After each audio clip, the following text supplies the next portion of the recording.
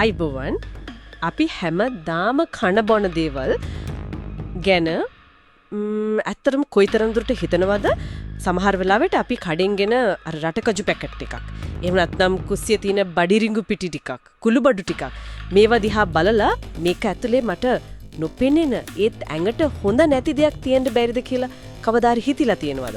අන්න ඒ වගේ ටිකක් සැඟවුණු ඒත් හරිම බලවත් අනතුරක් ගැන තමයි අද අපි මේ කතා බහින් ටිකක් ගැඹුරට යන්න හදන්නේ. ඒ තමයි ඇෆ්ලටොක්සින්. ඔව් ඇත්තටම මේ ඇෆ්ලටොක්සින් කියන එක ස්වභාවිකව පරිසරයේ හැදෙන දෙයක්.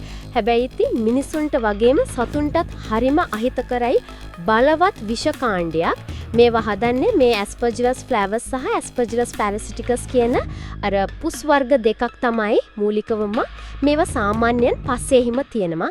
ඉතින් අද අපි කතා කරන්නේ ඇෆ්ලටොක්සින් ආහාරය සැඟවුණු අනතුර.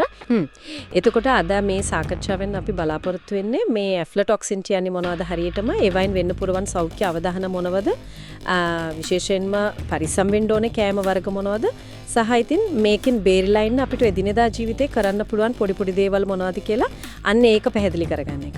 හොඳයි එහෙනම් අපි මුලින්ම බලමු මේ ඇෆ්ලටොක්සින් කියන්නේ මොකක්ද ඒවා කොහොමද හැදෙන්නේ කියලා. කලිනුත් කිව්වා වගේ මේවා ස්වභාවිකව හැදෙන විෂ.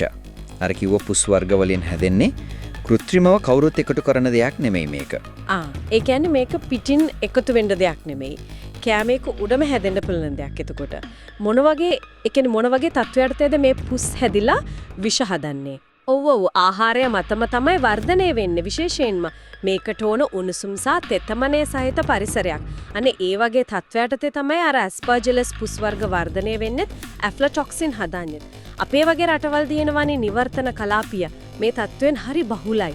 අස්වැන්න නිලවට පස්සේ ධාන්‍ය වගේ දේවල් ඇට වර්ග ඒවා හරියට වේලු වෙන්නේ නැත්තම් එහෙම නැත්තම් තෙත තැන් වල ගබඩා කළොත් හරිම ලේසියෙන් මේ පුස් හැදිලා විෂ හදන්න පටන් ගන්නවා. මේකේ තියෙන ටිකක් භයානක කාරණයක් තමයි අර ලිපියෙත් විශේෂයෙන්ම කියනවා පිහිමෙන් මේ විෂ නැති කරන්න බෑ කියලා.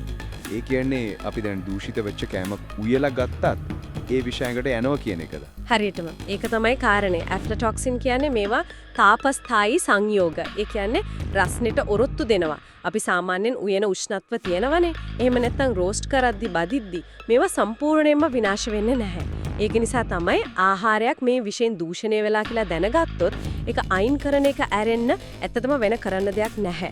ඒක හරිම වැදගත්. එහෙම බැලුවම මේක අපි නොදැනුවත්වම ඇඟට යන්න පුරවන් දෙයක් නේ.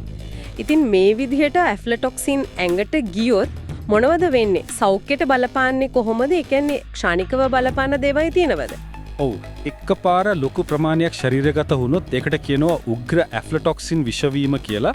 acute apoptosis ඒ කියන්නේ හදිසිය වෙන දරුණු විෂවීමක්. එතකොට වමනය, බඩේ අමාරුව, සෙංගමාලය වගේ ලක්ෂණ එන්න පුළුවන්. අක්මාවට එකපාරටම දරුණු හානි වෙන්න පුළුවන්. සමහර වෙලාවට මරණය වුණත් වෙන්න පුළුවන්.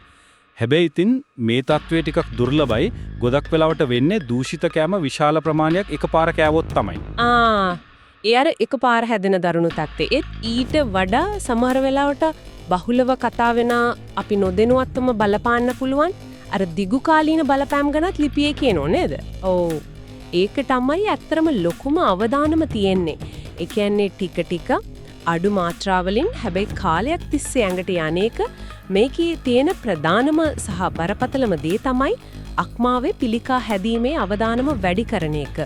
ලෝක සෞඛ්‍ය සංවිධානය පවා මේ ඇෆ්ලටොක්සින් වර්ග කරලා තියෙන්නේ කාණ්ඩ 1 පිළිකාකාරක ගෲප් 1 කාසිනොජන් විදිහට. කාණ්ඩ 1 පිළිකාකාරක. ඒ මොකක්ද ඒකේ තේරුම? ඒ කියන්නේ මිනිසුන්ට පිළිකා ඇති කරනවා කියලා දැනට තියෙන ප්‍රබලම නිශ්චිතම විද්‍යාත්මක සාක්ෂි තියෙන ද්‍රව්‍ය කාණ්ඩය. අර දුම්කොළ, ඇස්බෙස්ටෝස් වගේ දේවල් තියෙන්නේ toy කාණ්ඩේ තමයි. ඉතින් ඇෆ්ලටොක්සින් කියන්නේ එහෙම සරල දෙයක් නෙවෙයි. ඇත්තටම ඒක නම් ගොඩක් සැලකිලිමත් වෙන්න ඕන කාරණයක්. අක්මාවේ පිළිකාවලට අමතරව මේ දිගු කාලීනව නිරාවරණය වෙන එකකින් වෙන බලපෑම් නැද්ද? තියෙනවා. විශේෂයෙන්ම පොඩි දරුවන්ගේ සෞඛ්‍යයට වෙන බලපෑම ගැන හිතන්න ඕන. දිගු කාලයක් මේ ඇෆ්ලටොක්සින් වලට නිරාවරණය වුණොත් දරුවන්ගේ වර්ධනය අඩාල වෙන්න පුළුවන්. ඒ කියන්නේ උස්ස යන එක, බර වැඩි වෙන එක, ඒව හෙමින් වෙන්න පුළුවන්. ඒ විතරක් නෙවෙයි මේ විශ්ව වඩින් ඇඟේ ප්‍රතිශක්තිකරණ පද්ධතිය දුර්වල කරනවා. එතකොට ඉතින් අර සාමාන්‍ය හෙම්බිරිස්සාවේ ඉඳලා දරුණු ආසාදන දක්වා ලෙඩ රෝග හැදීමේ ඉඩ වැඩි. එකෙන් මේක නිහාණ්ඩවම ඇඟ දුර්වල කරන අර පිළිකා වගේ දරුණු ලෙඩවලටත් පාර කපන දෙයක්. අපි දැක්ක අර උණුසුම, තෙතමනේ වගේ දේවල් බලපානවා කියලා. දැන් අපි බලමු මේ ඇෆ්ලටොක්සින් අවදානම වැඩියෙන්ම තියෙන්න පුළුවන් මොන වගේ කෑමවලද කියලා. ලිපියේ ගැන විස්තර තියෙනව නේද? ඔව් ඔව්. අවදානම වැඩි ආහාර ලයිස්තුවක්ම තියෙනවා. ප්‍රධාන වශයෙන්ම ධාන්‍ය වර්ග, විශේෂම බඩ ඉරිඟු, ඊට පස්සේ සහල්, තිරිඟු. මේව වගා කරනකොට වෙන්න පුළුවන්. අස්වැන්න නෙළුවට පස්සේ ගබඩා කරනකොටත් දූෂණය වෙන්න පුළුවන්. බඩේරිංගු ගැන නම් නිතරම වගේ කතා වෙනව නේද මේ සම්බන්ධව? ධාන්‍ය අරුණුම අපි කවුරුත් කන රටකජු, ආමන්ඩ්, පිස්ටා, කජු වගේ ඇට වර්ග. ඒ වගේම කපු ඇට, සූර්යකාන්ත ඇට සහ වියලි පොල්. ඒ කියන්නේ කොප්පරා. ඔව් කොප්පරාවල ඇෆ්ලටොක්සින් හැදෙන්න අවදානම වැඩි. මේවේ තෙල් ගතිය වැඩිනේ. ගබඩා කරද්දි ප්‍රශ්න එන්න පුළුවන්. කුළුබඩ ගණට කිව්ව නේද? අපි හැමදාම පාවිච්චි කරන මිරිස් කුඩු, ගම් මිරිස් ඒ වගේ අනිවාර්යෙන්ම වියලි මිරිස් කුඩු, ගම් මිරිස් කුඩු, කහ කුඩු, ඉඟුරු කුඩු අන්න ඒ වගේ කුළුබඩු විශේෂයෙන්ම කුඩු කරපුවා. දූෂණය වෙන අවදානමක් තියෙනවා ඒවා වියලෙනකොට ගබඩා කරද්දි. පුස් හැදෙන්න පුළුවන්. හරිම පුදුමයි නේද? අපි එදිනෙදා කොයිතරම් දේවල් වල මේ අවදානම තියනවද කියලා හිතුවම ලිපිය තව වැදගත් දෙයක් කියනවා. අර සත්ව නිෂ්පාදන හරහා එන අවදානම. ඒ කියන්නේ කිරි, බිත්තර, මස් වගේ දේවල්. කොහොමද ඒක වෙන්නේ? හරි. ඇෆ්ලටොක්සින් වලින් දූෂිත වෙච්ච කෑමක් කෑවොත් හිතන්නකෝ දූෂිත බඩීරිංගු හරි, කපු ඇට පුණ්ණාක්කු හරි. එතකොට ඒ සතාගේ ඇඟ ඇතුලේදී අර ඇෆ්ලටොක්සින් විශේෂයෙන් B1 කියන වර්ගය ඒක වෙනස් වෙනවා. පරිවර්තනය වෙලා ඇෆ්ලටොක්සින් M1 කියලා වෙන අතුරුඵලයක් හැදෙනවා. ඇෆ්ලටොක්සින් M1 ඒකත් අර වගේම නරක. ඔව් ඇෆ්ලටොක්සින් M1 කියන එක සෞඛ්‍යයට හොඳ නෑ. ඒකත් පිළිකා කාරකයක් විදිහට සලකනවා. ඉතින් අර සතාගේ ඇඟේ හැදෙන M1 කිරිවලට, බිත්තරවලට, සමහර විට මස්වලටත් එකතු වෙන්න පුළුවන්. ඒක හරහා වක්‍රව අපේ කෑමට එන්න ඉඩ තියෙනවා. ඒකයි සත්වාහාරවල තත්ත්වය ගැනත් බලන්න ඕන කෑන්නේ. එහෙම බැලුවම මේක හිතනවට වඩා ටිකක් පැටලිල් සහිතයිනේ. කෙලින්ම කන දේවල් විතරක් නෙමෙයි වක්‍රාකාරවත් ඇඟට යන්න පුළුවන්. ඉතින් මේ ඔක්කොම අහගෙන ඉඳලා කෙනෙක්ට හිතෙන්න පුළුවන් හරි එහෙනම් මම කොහොමද මේකෙන් බේරෙන්නේ කියලා. ඒකට මොනවද කරන්න පුළුවන් ප්‍රායෝගික දේවල්? ලිපියේ ගැනත් උපදෙස් තියනවා නේද? ඇත්තමෙන්ම තියෙනවා. පළවෙනිම දේ තමයි අපි බඩු ගන්නකොටම පොඩ්ඩක් බලන එක. පුළුවන් තරම් විශ්වාස තියෙන ප්‍රමිතියක් ගැන හිතන තැන් වලින් හොඳ තත්ත්වයේ තියෙන ධාන්‍ය, ඇට වර්ග, පිටි, කුළුබඩු ගන්න එක වැදගත්. පැකට් කරපු ඒවා නම් අර කල්ලිකුත් තියෙන දවස පැකට් එකේ තත්ත්වය බලන්න ඕන.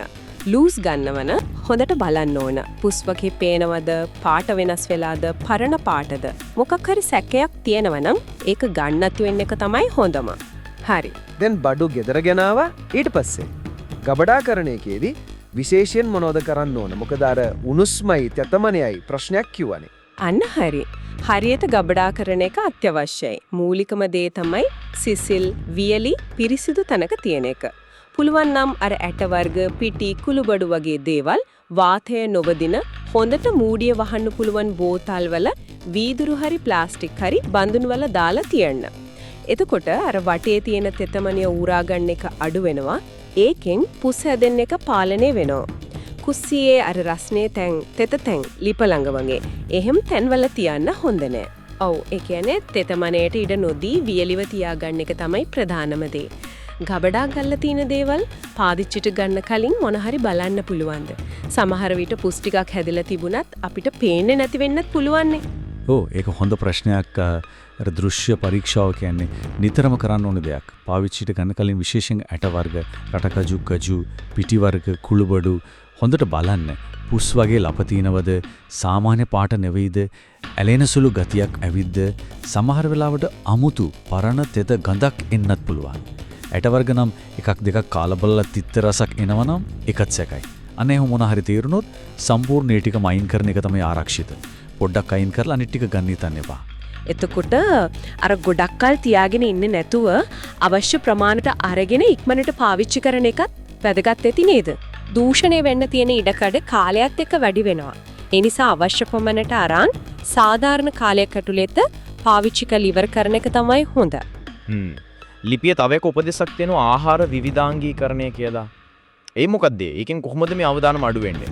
ආහාර විවිධාංගීකරණය කියන්නේ අපි ප්‍රධාන කෑම වේල් එකම කෑම වර්ගයක් දෙකක් මතම යැපෙන්නේ නැතුව විවිධ දේවල් ධාන්‍ය, එළවලු, පළතුරු, මස් මාළු වගේ සමබරව කන එක. මේක අර ඇෆ්ලටොක්සින් අවදානමට සම්බන්ධ වෙන්නේ මෙහෙමයි. හිතනකෝ කවුරු හරි ප්‍රධාන වශයෙන්ම බඩයිරිඟු හරි රටකජු හරි තමයි ගොඩක් කන්නේ කියලා. මේවා අවදානම වැඩි ආහාරනේ. අහම්බෙන් හරි ඒ කෑම දූෂිත වෙලා තිබුණොත් ඒ කෙනාට නිරාවරණය වෙන ප්‍රමාණය හරිම ඉහළයි. හැබැයි විවිධ කෑම වර්ග කන කෙනෙක්ගේ මුළු කෑම වේලෙන් එක දෙයක් විතරක් දූෂිත වුණත් සමස්තයක් විදිහට ඇඟට යන ප්‍රමාණය සාපේක්ෂව අඩු මට්ටමක තියාගන්න පුළුවන්. ඒක අර අවධානම බෙදිලා යනවා වගේ දෙයක්. ඇත්තට මේක වැදගත් කාරණයක්. ඉතින් මේ කියපු හැමදේම එකතු කරලා බැලුවම අපිට දවස ගානේ කරන්න පුළුවන් සරල පුරුදු ටිකක් තමයි මේ. හරියට බල්ලා ගන්න එක, ගෙදර ගෙනත් හරියට තියාගන්න එක, කන්න කලින් බලන එක, පරණග වී කන එක සහ එකම දේ නොකා විවිධ දේවල් කන එක. කෑමක තත්වය ගැන, සුවඳ ගැන, පෙනුම ගැන පොඩිම හරි සැකයක් ආවොත් ඒක පාවිච්චි නොකර අයින් කරන එක තමයි නුවණට හුරු. අර සල්ලි අපරාධය කියලා හිතලා සෞඛ්‍ය අවධානමක් ගන්න එක කොහෙත්ම වටින්නේ නැහැ. එහෙමනම් අද අපි කතා කරපු දේවල් වලින් පැහැදිලි ඇෆ්ලටොක්සින් කියන්නේ අපේ කෑමවල සැඟවිලා තියෙන පුළුවන් ඇහැට නොපෙනුනට සෞඛ්‍යයට ලොකු හානියක් කරන්න පුළුවන් බලවත් විෂක් කියලා.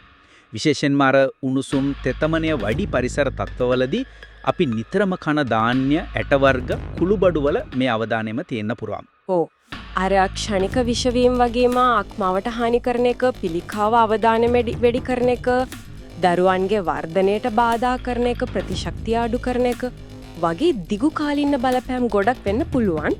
ඒත් වැදගත්ම දේ තමයි මේ ගැන දැනුවත් වෙන එක සහ අපි දැන් කතා කරපර සරල ප්‍රායෝගික දේවල් ගන්නකොට බලන එක, ගබඩා කරන හැටි, කන්න කලින් බලන එක, විවිධ දේ කන එක, අන්න ඒ වගේ දේවල් වලින් මේ අවදානම ලොකු මට්ටමකට පාලනය කරගන්න පුළුවන් කියන එක දැනුවත්කම තමයි මෙතන ප්‍රධානම ආරක්ෂාව.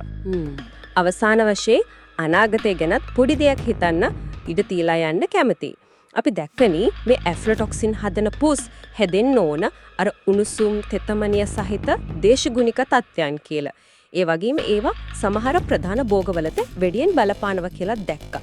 එහෙමනම් දැන් ලෝකේ පුරාම වෙනස් වෙන දේශගුණික තත්ත්වයන් එක්ක අර උෂ්ණත්වය, වර්ෂාපතන රටා වෙනස් වීමත් එක්ක අනාගතයේදී ලෝකේ විවිධ පළාත්වල සමහර විට දැනට අවදානම අඩුයි කියලා හිතන වෙන කෑම වර්ගවල පවා මේ ඇෆ්ලටොක්සින් දූෂණය වීමේ අවදානම කොයි විදිහට වෙනස් වෙයිද? ඒකත් ඉදිරියට අපි තව ටිකක් අවධානය යොමු කරන්න ඕන පැත්තක් වෙන්න පුළුවන්.